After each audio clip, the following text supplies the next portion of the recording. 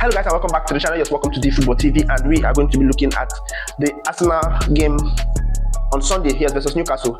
We'll be looking at the predicted lineup, the form so far of the two teams, the scoreline, predicted scoreline obviously, and also the injuries and some other little analysis that has to do with this game. If you're new to the channel, please hit the like button, comment, let me know what you think about my analysis. Also subscribe to the channel. We have a lot of different types of videos for you, the fun ones, the crazy ones. If you check, I'll be pinning the playlist after the end of this video. You can also go through the playlist and have some laugh. Yes, we have some kind of funny videos. I guess maybe this one at the end of the match, if anything funny happens in this video, in this game, you see a very crazy video. Yes, coming up. You can also follow on TikTok, Facebook, and then Instagram. Yes, I just started Facebook and Instagram, but I have some impressive run of fans and subscribers in the TikTok. Yeah, but it's not really that crazy. Yes, don't forget to subscribe, and I'll be seeing you right now in this video. All right, welcome back. The game versus Newcastle is a very crazy game, because it's one of those games that you can say that it's not going to be so easy for Arsenal. Yes, because playing away to Newcastle is very crazy. Yes, and Liverpool can attest to that, because Liverpool played Newcastle away and almost lost that game. Yes, with the red card safe with 10 men, Newcastle were firing for most that with 10 men. So that should tell you that going to Newcastle to play is not an easy feat. Though when it comes to other teams, when it comes to smaller teams, Newcastle might not really show their strength like that. Yes, but when it comes to those big teams that claim that they are big teams and want to play Newcastle, Newcastle tends to do the unbelievable. Their fans are so loud, they don't stop chanting. They chant almost to the end of the game, and you won't go there to go and overshadow them when it comes to fans chanting. Yes, no matter how big of a club you are, you can't go to St. James Park and overshadow them. Yes, and then it'll be an interesting watch, yes, because Newcastle, the last time Arsenal faced Newcastle, the last 3 times they faced Newcastle, they lost 2 and drawn 1. Yes, they've lost 2 and drawn 1, I think, if I'm correct, or they've lost the 3. Yes, and they scored only 1 goal in those 3 matches. Yes, and then it's not a funny feat. It's something that we look at, just like throughout last season, they never defeated Newcastle, both in the cup games and in the league phase, the league games. So it was very crazy, and we'll see how this one will pan out, because Arteta, and I think Arteta is going to go with a very strong lineup. Yes, he's not going to go soft. Yes, so anybody that is saying, oh, Arteta should not start a particular midfield three, we all know the midfield three. Yes, anybody that is saying Arteta should not start this midfield three, he should go for attack, he should go there to win the game. He's not going to do that, because this is Newcastle. You can't just go there to win the game.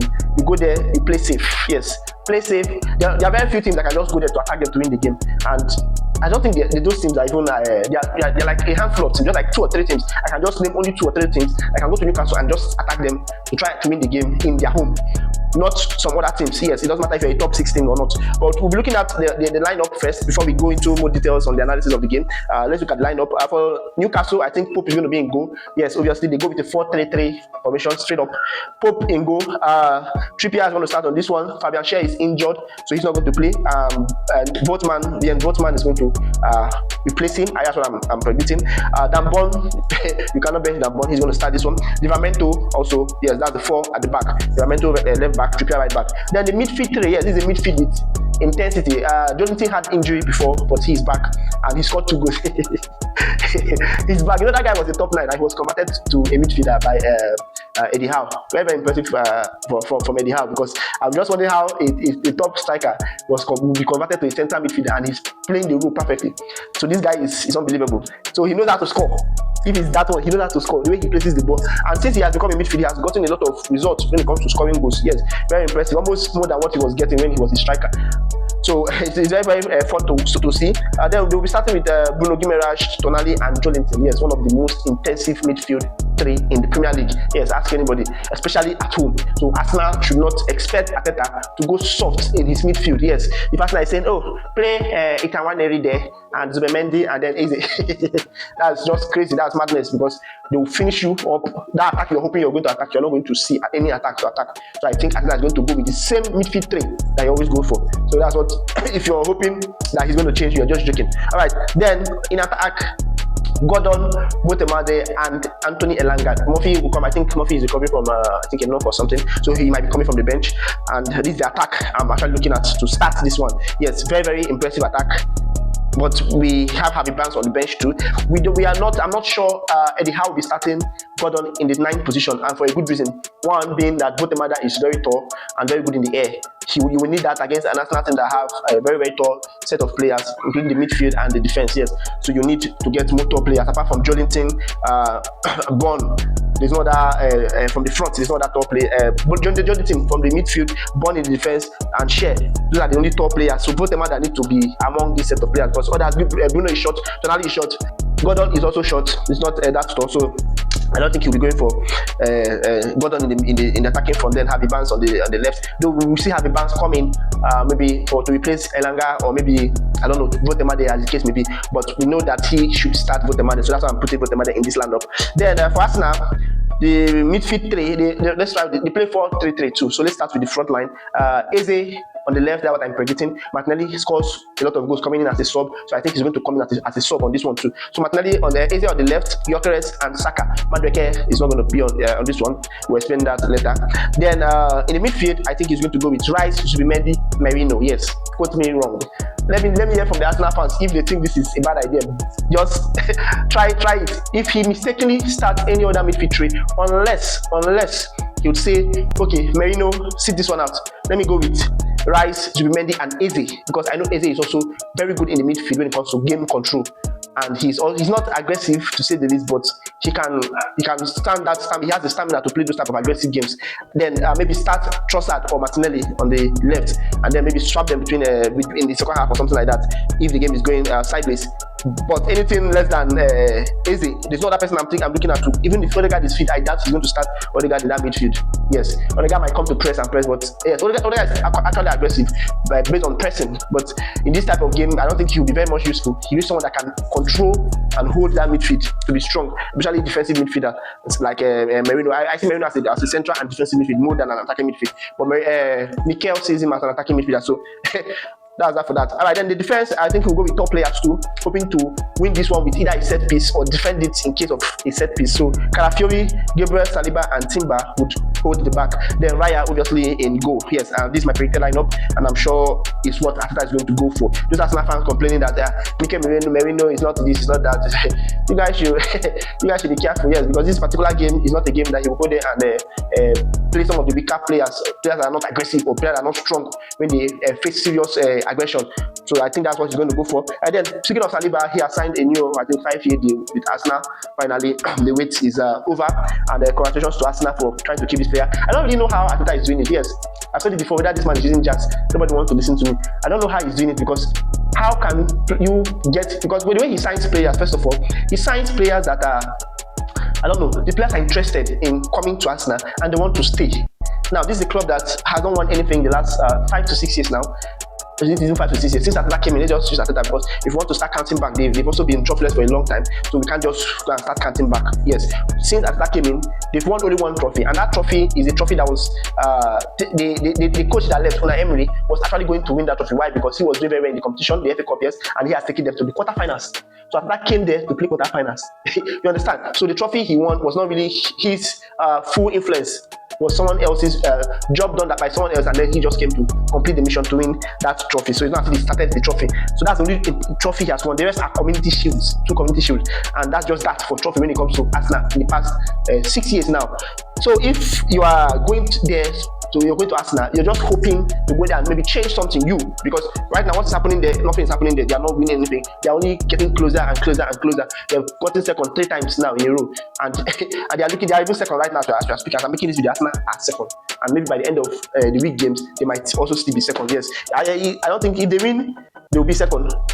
If they lose, they might not be second again, yes, because other people might win. So it's left for them to decide. So they might still be second after this weekend game. So we don't really players are not behaving as if this club is not going anywhere. They are behaving as if they trust this process. They believe in this manager that he's going to achieve something. Yes, I think the players are there are just really positive about the process. Unless some Arsenal fans, yes, and some other rival fans that just think it's a waste of time. Yes, but some Arsenal fans also believe in this project. Very few of them do, because right now, as the season has started, they are 5 points behind. You can't say you are trusting this process again. It's 5 points behind.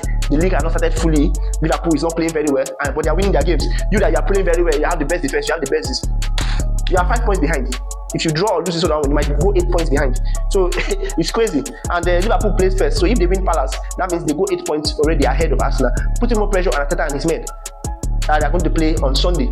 So it is crazy. Then to tie down Saliba, that means there's something Arteta must have done, or something Arteta is doing right to tie down these good players. Yes, we have to give him credit for these things, because I know most times we try to criticize this coach, we try to blame him. I told you give him some years. He has said 6 years, give him maybe 4 more years. If he can't do them, sack him and place a curse. Yes, place a curse on him, because right now he has done an excellent job when it comes to keeping good players. You're talking of players like Gabriel, Saliba, Saka to come next, because Saka is going to sign a new contract too, because I believe Saka is very much bent on staying in Arsenal, so he might sign a new contract.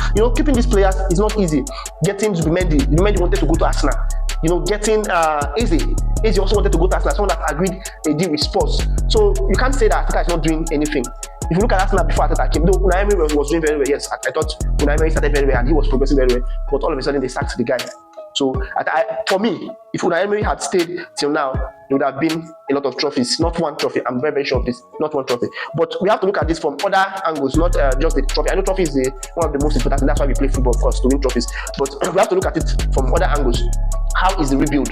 How are the players? What type of players do they have? They have gotten world-class players and players that want to stay and play for them. So it's not just, you don't just say, okay, because there's no trophy, the man is useless and the man has not been doing. Yes, give him more time. I told you, let him cook. Yes, he might be cooking beans, or maybe more all those food that take time to done. So let him cook. When he finish cooking this food, the food will get done and you eat it. You see that by the time he starts winning this trophy, it might be a long run of trophies back to back. So just let him have his turn. Yes, if by the end of this year and next year he hasn't got anything, in fact by the end of this year if he hasn't got anything, you can start panicking. Yes, then by next year just be preparing the sack letter. I want you, if you can take the time to prepare the sack letter very well, because if by next year he has not gotten any trophy, the sack letter will be crazy. Yes, I think the fans will sack him first before the board sack him. You understand? Yes, the fans can start the sacking. They'll go to his house and sack him, bring him out, sack him. Then the board will now do the remaining sacking, because I don't think they will be able to bear it. Yes, over 1 point something billion spent on players buying. Yes, even if their net safe. I don't think there's any Premier League side that have a higher net. They have more. They've spent more. When you even check the net, they've spent more than almost all the Premier League side. Chelsea have sold very well. You can't say that they spent less than Chelsea. City have sold very well. Maybe unless City, City and but City have 115 charges on their neck already, so you cannot compare them with City, because City have charges on their neck. All right. So that's that for that. I think he has not. He's not doing anything very, very well when it comes to trophies, but when it comes to other aspects, the defense structure of Arsenal is very, very good. They've conceded only 2 goals in the past 7 games, yes, which is very, very impressive if you look at it from a different point of view. What the Liverpool you're talking about are first, they've conceded a lot of goals, more than 5 goals or so, or up to 5 goals. But Arsenal just 2 goals, yes, and according to Arteta, one of the goals was a free kick that was unsavable. That was a world-class free kick according to him, and the second one that he could have prevented it. And that guy, the way he talks sometimes, I feel he's losing it little by little. Yes, because what the hell? What are you saying? Are you still yapping about the Liverpool goal? The world-class goal. You have world-class players. Why not produce that type of goal? What is it? What is the point of going back to yap about a match that have gone? So you don't want to concede. You're setting up a defense that you won't concede. Who told you that rubbish? When the league gets hot, you will chop goals, you will concede goals. Just pray your attack is good. There's nobody that comes to the Premier League and want to set up defense and they never considered any goal or a lot of goals. You concede goals, but you hope to attack, and that's why Liverpool don't focus so much on the defense. They focus on the attack. We'll concede goals, we know, but we'll score you goals too. So if you're scoring, we are scoring. Then we'll see who scores more. So I think Arteta should start implementing, because the things he said sometimes, okay, he was playing Man City. You're winning the game. Man City is winning the game. So you expect Man City to come and start attacking you outrightly when they have the 3 points in the bag already. No team does that. Even when Liverpool was winning the game at the 70th to 80th minute rather, they didn't attack Arsenal like that. They relaxed, yes, because it's time for them to defend. They can't let any mistake or any slip up happen, because this team is losing. There's no team that is losing that will not start attacking. Go and check it. Even if you're a small team, once you start losing and you know that game is important to you, you start attacking. So there's no team that would sit back when they're losing, and there's no team that will commit full attack. Yes, unless it's the Man City of those years that will commit full attack even when they're winning the game. So I don't see any reason why you expect City to attack you fully. We don't expect City to sit. Yes, because from how Pep plays generally, yes, it's a good one for Arsenal for them to make Pep to kind of defend this goal, because in the past City don't do that, don't defend the goal. But you don't expect them to come full-blooded to attack you, yes, when they are winning. So you are the one that's supposed to do the attacking. Stop saying the CEOs are sending you message. I don't know which CEO is that. Is it the Arsenal board or what? Sending you message to congratulate you that Pep is trying to defend the goal he scored. Are you crazy? Please, just sit up. The guy, he talks out of point sometimes. He's I don't know. Some people are saying he's arrogant, and I'm starting to believe that because the way he talks is not the way a sensible manager should talk. Just look at the way Slot talks. I mean, he knows. He just, I don't know. This Slot, he's just perfect for Liverpool. The way he talks, the way he analyzes, he gives you a little bit, but doesn't give you everything. And praises the other team. Arteta would downgrade your team first, tell you he was dominant throughout the game, but you did not win the match. You have the best defense in the league. You have conceded only 2 goals, but you are 5 points behind. 5 points behind the people that are leading the group, which is very, very crazy. If you come to think of it. All right, the Champions League, the group stage phase, you're not even first, you're not third. I don't know if you understand. I don't think he's third, yes, because other teams that have bigger goal difference. So what are you saying? You considered less goals, you considered no goal, but you've not gone anywhere, you've not won anything, you've not gotten anywhere. So your idea of focusing on defense is good, but this is 6 years, man. You spent 6 years here. You can't keep focusing on defense. You need to come out and score goals. You need to attack. Your defense is good, yes. Do what of attack? Give us an attack that we need. Yes, don't say okay, relying on set piece, because now everybody's ready for this your set piece. Watch him against Man City. The rumor was everywhere, nothing like set piece for them. I think Pep should get that back of his mind and maybe undergo some therapy or something on how to talk. Yes, analyze his games very well, because I don't think he's getting it right in that aspect. That's the only aspect and winning of trophies that Arteta rather is not getting it right. So let's get that in mind. All right, based on form, Arsenal lost to Liverpool. I'm talking about their last 5 games. Yes, 1-0. They won against Forest in their home 3-0. They won Bilbao. They went to Bilbao and won them 2-0. They drew against Man City 1-1, and they won against Port Vale 0-2. I don't want to talk about that game. That's another crazy game, but I don't want to talk about it. I didn't even do a post match on that because I don't want to talk about it. Then on the form of Newcastle, yes, Newcastle have not been great here. I think Arsenal can use this to their own advantage, because Newcastle have not been great at all. They drew their match against Leeds. Yes. Then they won to Wolves 1-0, and then they lost Barca 1-2. Barca won them 2-1. Then Bournemouth, and they drew Bournemouth at their home. Then they won Bradford 4-1. So their form is just dwindling. It's not really straightforward. They've won how many games in the last 5 games? 2. Yes, lost 1 and drew 2. So it's not really, but their draw special is just another thing to note, because these people are crazy. All right, then based on injury, yes, for the Arsenal side, Madueke has joined the list. Yes, Odegaard is not really fully fit, but we might see him because he is starting to get back. Then Jesus is injured. Havertz is injured. Then Hincapié, yes, the new. I don't know how that guy managed to get injured. Has he played any game? How many games has this guy played? How come he's injured? Like, what the hell? Arsenal an injury. Anyway, I've said before, Arsenal play intensive game, and everybody needs to run, and they work with very intensive schedule when it comes to routines and workouts and match preparation. And so they'll be able to perform in the field.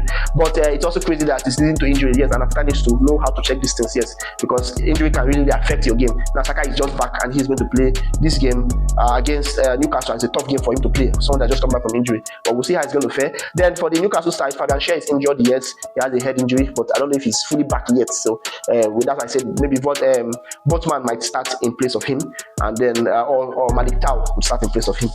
Then Wissa injured too, Ramsey injured too. I mean, these are players that have just been signed, man. I don't understand how they just sign you and you just come to a club and just get injured like that without playing any game, and people seeing that, oh, this is a game you played that you got injured. I don't know, it's crazy, man. All right, I think we've said enough. Yes, we've said quite enough. And then let me just give the prediction. I'm looking at this game as a draw. Let's be honest.